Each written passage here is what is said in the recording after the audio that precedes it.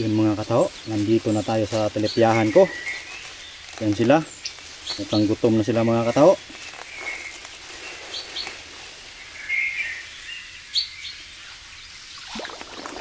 Yan mga katao, ang dami nila. Yan.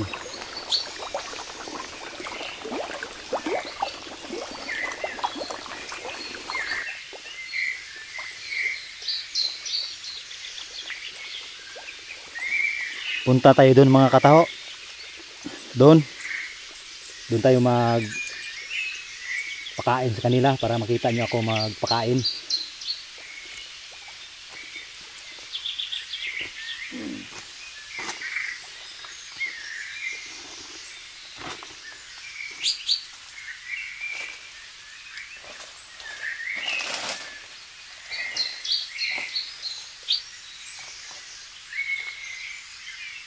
Hello mga katao, nandito na tayo.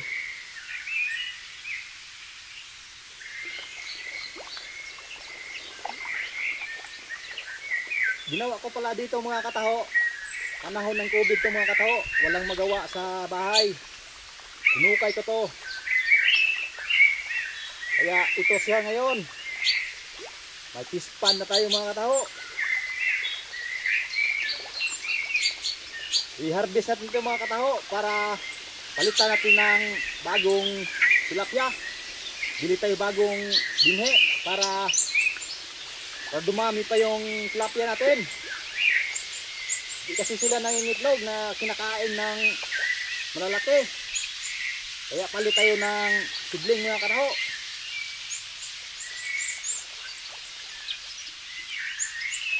Ang lugar mga katao, dito nauubusan ng tubig kahit tag-init. Subok na to, tested na yung tispan natin mga katao. Di na ubusan to.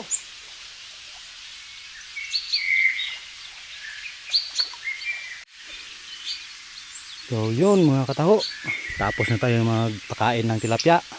Ikot muna tayo sa mga tanim kong pinya naman, saka kawayan, saka kalamansi.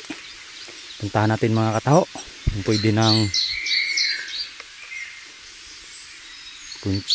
pwede na ipabunga natin.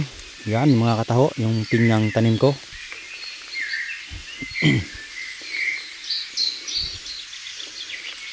Ito kasi mga katao yung pinag-abalahan ko pag tapos na ako ng tinda. Pagkahapon punta ako dito, mag relax lang dahil hindi maingay dito. Kaya sa bahay maraming ingay, maraming sasakyan. Mga katao, dito tayo sa kalamansihan natin. Pangsawsawan lang yan. May bunga mga katao. Ayan o, may bunga. Yun o, may mga bunga ng mga katao. Ayun, may hinog yung mga hinog mga katao. Hinog. Ang laki o mga katao. Yan o, kunin natin ang sausawan. Di kasi nalinis to mga katao. Busy kasi tayo sa pagtinda ng taho. Oh, may mga bunga na o. Pwede na to. Di pa pwede. Oh, maraming bunga yung mga katao. Ayun. Ayan. Yung panahon ng tag-init mga katao po, diniligan ko itong mga katao para di lang mamatay. Kunin natin itong mga katao. Hinog na to eh. Yan o, kunin natin.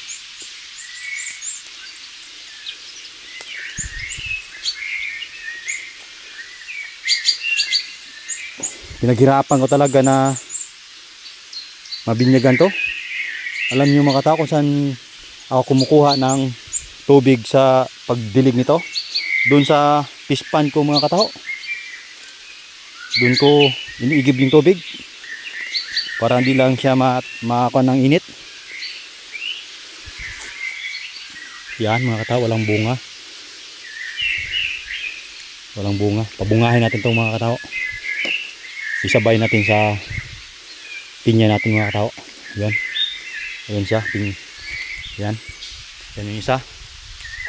Yan. Yun mga kataho, dito na tayo sa malapit na sa ating kawayan na tinanim ng panahon ng pandemya din, kasagsagan. Yan, naisipan ko itong mga kataho magtanim, walang magawa sa bahay mga kataho. Yan, tanim ko yan mga kataho. Yan, alam niyo mga kataho, yung lupa na ito mga kataho walang may-ari, kaya nilinis ko itong mga kataho tsaka tinamnan ng kawayan. Yan, mga kawayan kong tanim.